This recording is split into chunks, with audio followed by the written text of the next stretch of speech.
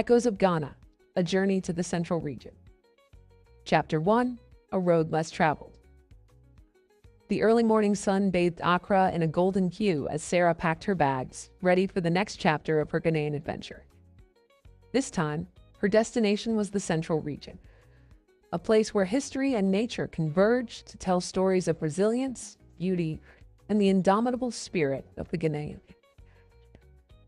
Kofi, her trusted guide, arrived with a smile that mirrored the warmth of the day. The journey ahead was one he knew well, yet it was always different with each traveler who walked this path. Today, it was Sarah's turn to experience the heart of Ghana, a place where every corner echoed with the past.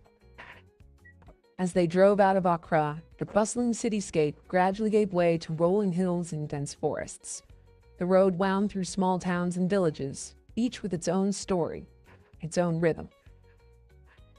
The lush greenery seemed to stretch on endlessly, interrupted only by the occasional splash of color from blooming flowers and vibrant market stalls. This region, Kofi began, is where you'll find the soul of Ghana. The Central Region is more than just a place on the map. It's a journey through time, where the past and present live side by side. Sarah listened, her excitement growing with each passing mile.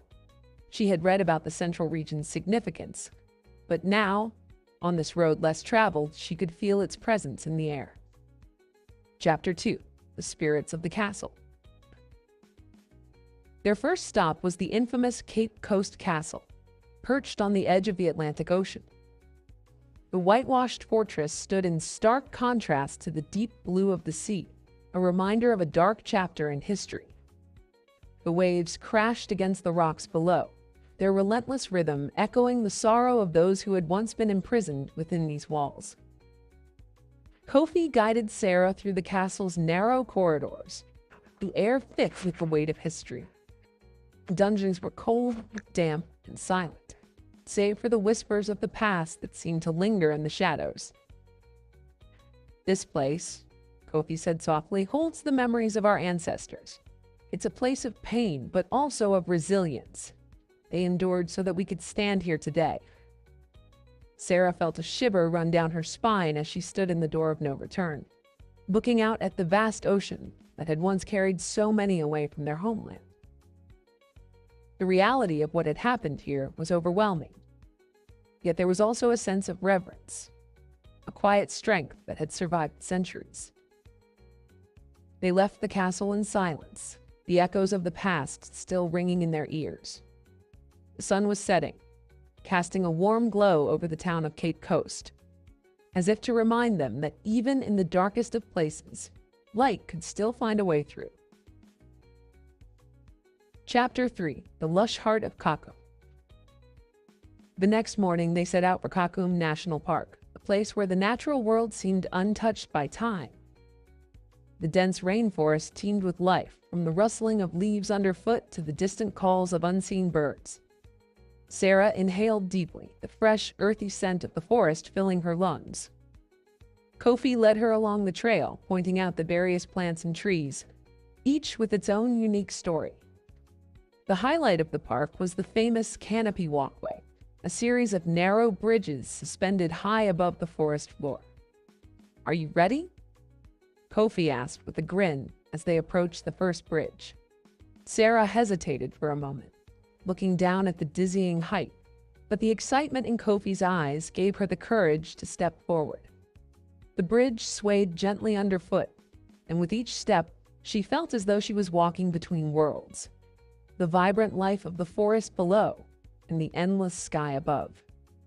As they reached the middle of the walkway, the view took her breath away. The forest stretched out in every direction, a sea of green that seemed to go on forever. It was a moment of pure awe, one that made her feel both small and incredibly connected to the world around her. "This is the heart of the Central Region," Kofi said quietly as they stood together, suspended between earth and sky. A place where nature speaks, if you're willing to listen. Chapter 4, A Cultural Tapestry. After the thrill of Kakum, it was time to immerse in the rich cultural heritage of the central region. Kofi took Sarah to Elmina, a town known not just for its historical sites, but also for its vibrant traditions and customs. The Elmina Castle, much like Cape Coast, stood as a reminder of the region's complex past. But it was the town itself that captured Sarah's imagination. The streets were alive with color and music, a celebration of life in all its forms. Markets buzzed with activity, the air filled with the scent of fresh fish and spices, while artisans displayed their crafts, brightly painted coffins, intricate beadwork, and wood carvings that told stories of the people who had lived here for generations. Kofi introduced Sarah to a local chief, a man of great wisdom and humility. He spoke of the importance of preserving their traditions, of passing down knowledge from one generation to the next. As they walked through the town, Sarah felt the deep sense of community that bound the people together, a thread woven through time and space. That evening, they attended a traditional drumming and dance ceremony. The beats of the drums were powerful, resonating deep within Sarah's chest, while the dancers moved with a grace that seemed almost otherworldly. It was a celebration of culture, of identity, and of life itself. "This is who we are," Kofi said as they watched the dancers. "This is Ghana, a place where the past and present dance together in harmony." Chapter 5. A Journey of Reflection. The final leg of their journey took them to the serene beaches of the central region, where the golden sands met the gentle waves of the Atlantic. It was a place of peace, a stark contrast to the intensity of the experiences Sarah had had so far. As they walked along the shore, Kofi shared stories of the local fishing communities, of their connection to the sea and the land. Sarah listened, her mind replaying the journey she had been on, from the solemnity of the castles to the vibrancy of the towns and the wild beauty of the rainforest. She realized that this journey to the central region had been more than just a trip. It had been a pilgrimage of sorts, a way to connect with a place that was at once foreign and familiar. The echoes of Ghana were all around her, in the rustling of the trees, the rhythm of the drums, and the quiet strength of the people she had met.